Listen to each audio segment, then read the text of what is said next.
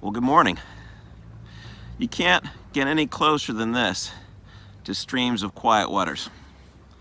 I'm literally putting my hand in the water here at this stream setting next to the Mark Bolton Pavilion, which is over to my left. Ask any of the guys in the CLC group and they'll tell you about that. So today's our last day of talking about unhurriedness. And I read this chapter in preparation, and I have to tell you, it was very healing to me. You know how sometimes you have a spiritual reading that kind of speaks to you at a deep level, and it heals you because it addresses something in you that's very important. Part of it, the author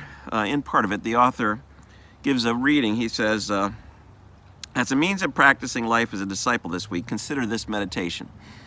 So I'm going to read it for you, and maybe it's something that you can incorporate from time to time in your life with God.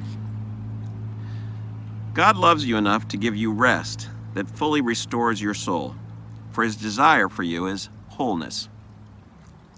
Your desire for rest is not something you made up. It's simply you discovering his desire for you. It's you discerning what the Spirit of God is seeking for you because of his great love for you. God desires a life of rest, peace, and unhurriedness for you, even in the midst of life's stressors and troubles.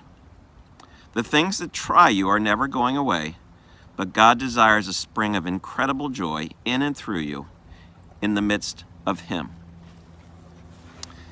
You know, another thing the author says in here that I thought was good is he has a life practice of limiting his technology. He says, I have a rule of order in my life that I don't use my phone before 9 in the morning. I get up at 6 or 7. And I'm not on my phone or any other screen after 8 in the evening except for urgent calls and messages. Now, you know, for all of us, finding the life of unhurriedness probably isn't going to happen by us taking some radical steps that we will, kind of like a New Year's resolution, turn away from very quickly. But it may be a very small thing, a small practice, like coming by a stream like this once a week or a couple times a week for me, or limiting screen time. I'm going to be watching a movie called The Social Dilemma, in which apparently talks about how these social media conspire is probably too strong a word, but have algorithms that are meant to just draw us in and then make us anxious and even at odds with one another, which we certainly feel in our age. I hope this week on unhurriedness has been helpful to you as it has been to me. As I said, this is a journey we're on together. God bless you today. Have a great day, and let's both slow down together.